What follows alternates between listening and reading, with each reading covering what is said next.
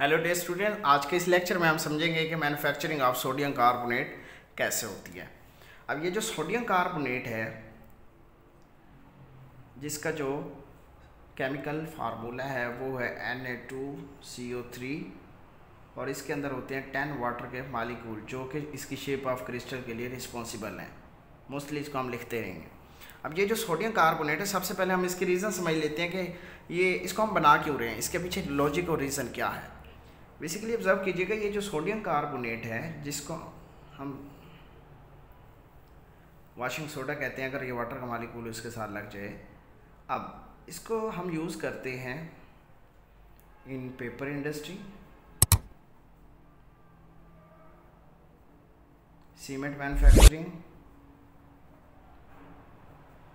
Glass manufacturing and some other raw material के तौर पे।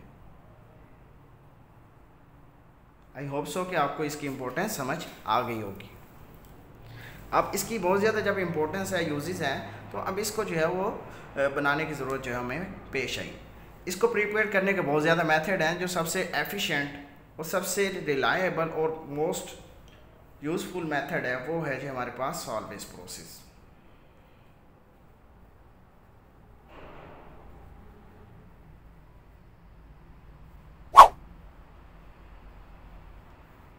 ओके, सॉल्वेज प्रोसेस है। चलिए, अब हमें प्रोसेस समझ आ गया। अब हम सबसे पहले देख लेते हैं जी, सॉल्वेज प्रोसेस के लिए हमें रॉ मटेरियल क्या रिक्वायर्ड होंगे। रॉ मटेरियल, इसके लिए हमें जो है वो रॉ मटेरियल 3 चाहिए। एक है अमोनिया NH3, लाइमस्टोन जिसको हम कहते हैं कैल्शियम कार्बोनेट, चूने का पत्थर भी, और ब्राइन। ब्राइन क्या है जी? It is a saturated solution of NaCl in water. Okay, अब हम करेंगे क्या, इसको डायग्राम से अब हम समझते हैं।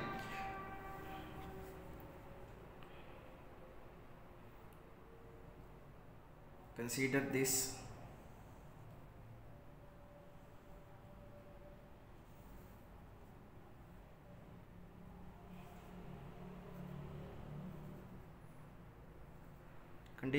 कंसीडर दिस टैंक जिसको हम कार्बोनेटिंग टावर टैंक कहते हैं। अब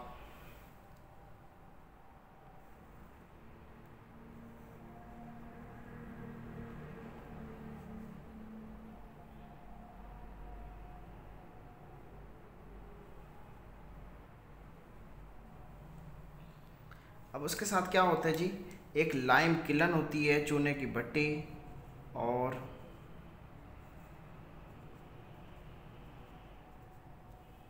उसके अंदर हम यूज़ करते हैं जी लाइमस्टोन CaCO3 कैल्शियम कार्बोनेट। जब हम इसको हीट करेंगे ये ब्रेक डाउन हो जाएगा कैल्शियम ऑक्साइड में प्लस कार्बन डाइऑक्साइड में। कार्बन डाइऑक्साइड गैस है, तो ये यहाँ पर क्या करेगी, कार्बन डाइऑक्साइड यहाँ पे गैस की फॉर्म में यहाँ से आना शुरू हो जाएगी। ओके, अब ये जो हमारे पास टैंक होगा, यहाँ पर हमने क्या ऐड करना है, ब्राइन। क्या ऐड कर दिया यहाँ पर, ब्राइन। मीन के यहाँ पर वाटर है और क्या है जी, NaCl है। ओके, अब जब कैल्शियम कार्बोनेट को जब हम हीट कर रहे हैं, कार्बन डाइऑक्साइड इस पैसेज वे से होती हुई इस कार्बोनेटिंग टावर में आ रही है। ओके, अब इसके अंदर एक और चीज़ हमने ऐड करनी है जो कि है जी अमोनिया NH3। अब क्या होगा, ये तीनों चीज़ें आपस में रिएक्ट करेंगे और हमारी जो प्रोडक्ट है वो बनना शुरू हो जाएगी। सबसे पहला स्टेप देखें क्या है जी। First step, formation of ammoniacal brine.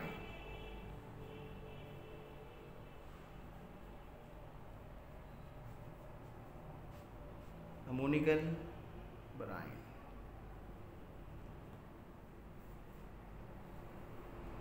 अब इसमें क्या होगा, सबसे पहले जो अमोनिया गैस है वो ब्राइन से रिएक्ट करेगी।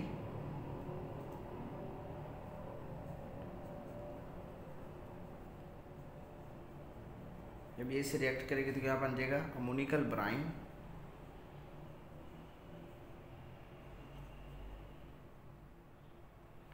अब ये अमोनिकल ब्राइन बन गया। उसके बाद जो नेक्स्ट स्टेप है, फिर हम इसमें कार्बन डाइऑक्साइड को, जो कि लाइम किलन से आ रही है, हम उसको यहाँ पर लेके आएंगे। तो यहाँ पर क्या होगा, कार्बोनेशन ऑफ अमोनिकल ब्राइन।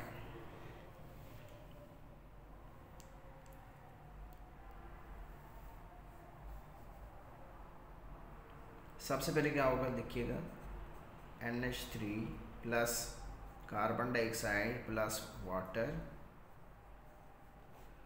आगे जो है वो प्रोडक्ट बनेगी। कैसे बनेगी, बेसिकली ये जो वाटर है वो स्प्लिट हो जाएगा हाइड्रोजन प्लस OH आयन में। अब ये जो हाइड्रोजन है अमोनिया के पास जाएगा, जिसकी वजह से बन जाएगा अमोनियम आयन NH4 प्लस, और ये जो हाइड्रोक्सिल ग्रुप है ये कार्बन डाइऑक्साइड के पास जाएगा तो बन जाएगा HCO3 माइनस। इस वजह से क्या बन जाएगा, अमोनियम बाइकार्बोनेट। अमोनियम बाइकार्बोनेट, उसके बाद फिर ये जब हम इसको मिक्स करेंगे तो ये सोडियम क्लोराइड भी इससे रिएक्ट कर लेगा। तो क्या हो जाएगा, लिखिएगा ammonium bicarbonate NH4 HCO3 minus plus NaCl, इससे रिएक्ट करेगा। अब इसकी प्रोडक्ट कैसे बनेगी जी, ये अमोनियम पॉजिटिव है और ये कार्बोनेट आयन है, इधर ये भी हो जाएगा split sodium ion plus chloride ion में। अब क्या होगा जी, ये पॉजिटिव है तो ये इसके नेगेटिव से मिल जाएगा, ये नेगेटिव है तो इसके पॉजिटिव।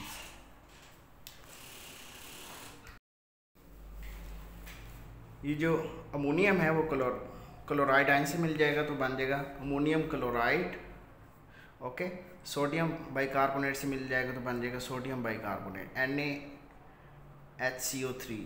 ओके, अब ये जो हमारे पास प्रोडक्ट आई है इसको हम कहते हैं जी सोडियम बाइकार्बोनेट।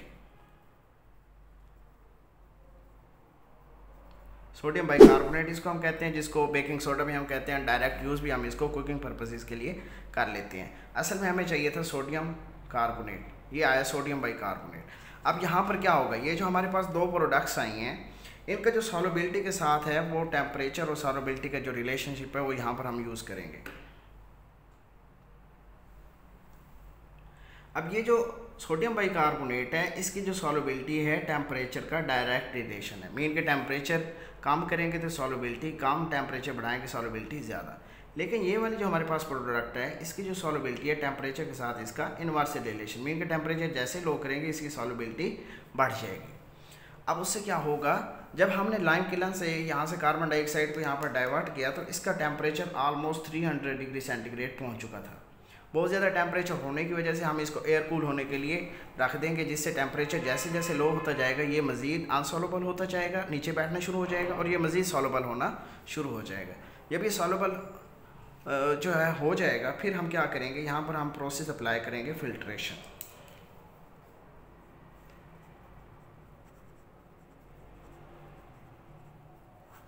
फिल्ट्रेशन के लिए हम क्या करेंगे, इस टैंक के अंदर से जो भी लिक्विड है हम उसको जो है वो निकाल लेंगे।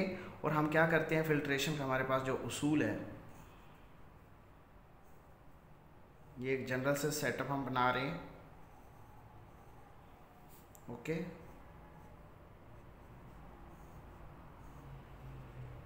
अब ये जो भी हमारे पास लिक्विड है हम इसको यहाँ पर ऐड करेंगे। जब हम इसके अंदर ऐड करेंगे तो क्या होगा, इसकी सॉल्युबिलिटी जो है टेम्परेचर लो करने से कम हो चुकी है। ये जो सोडियम बाइकार्बोनेट है ये हमारा इधर रह जाएगा NaHCO3, ये फ़िल्टर पेपर के ऊपर रह जाएगा। यहाँ पर हमने फ़िल्टर पेपर यूज़ किया हुआ है और जो लिक्विड होगा यहाँ पर ड्रॉप्स बन के वो नीचे आ जाएगा। अब इस लिक्विड के अंदर हमारे पास जो चीज़ आएगी वो क्या होगी, अमोनियम क्लोराइड, क्योंकि ये पानी के साथ मिक्स होके नीचे आ जाएगा। अब ये जो हमारे पास प्रोडक्ट आई है, अब हम फर्दर इसकी करेंगे जी कैल्सिनेशन, मीन अब हम इसको करेंगे जी हीट। नेक्स्ट स्टेप में हम इसको क्या करेंगे जी, हीट करेंगे।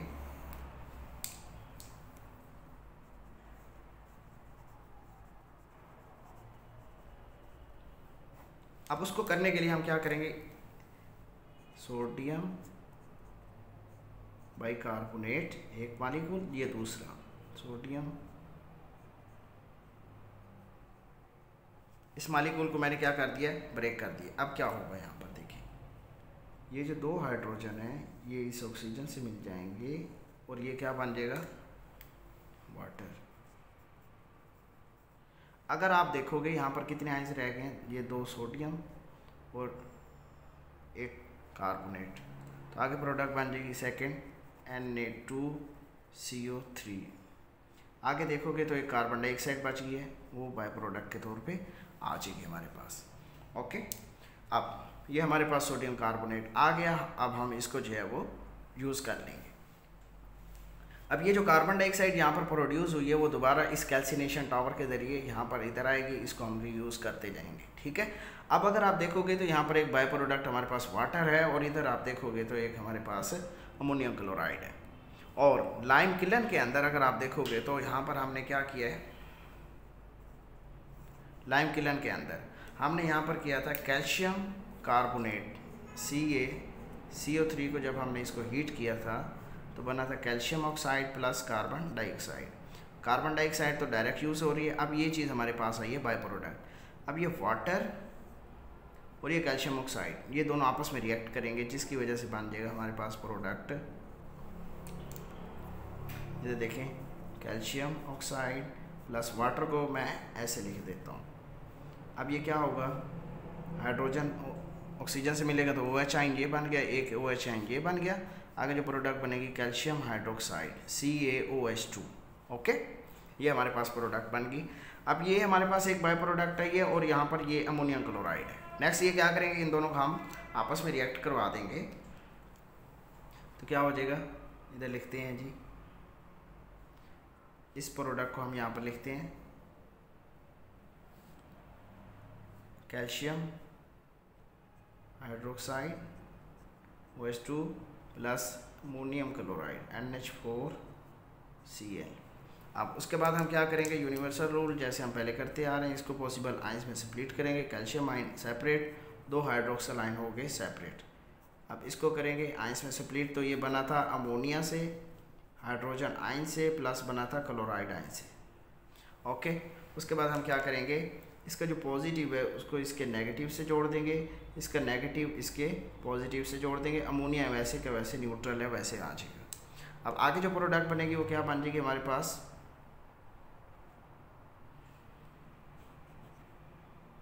कैल्शियम किससे मिल रहा है, क्लोराइड से, तो बन जाएगा calcium chloride plus ammonia gas plus बन जाएगा जी वाटर। ओके, हाइड्रोजन देखें, क्लोरीन कितने यहाँ पर 2 हैं, इधर कितने थे 1, बैलेंस करने के लिए हम क्या लगाएंगे, यहाँ पर जब 2 लगाएंगे ये भी 2 मालिक्यूल, ये हाइड्रोजन भी 2, क्लोरीन भी 2 हो जाएंगे। तो हाइड्रोजन अगर आप देखोगे 4 हो चुके हैं, बैलेंस करने के लिए 2 लगाएंगे, अमोनिया भी 2 है। इक्वेशन आपकी क्या हो चुकी है जी, बैलेंस हो चुकी है।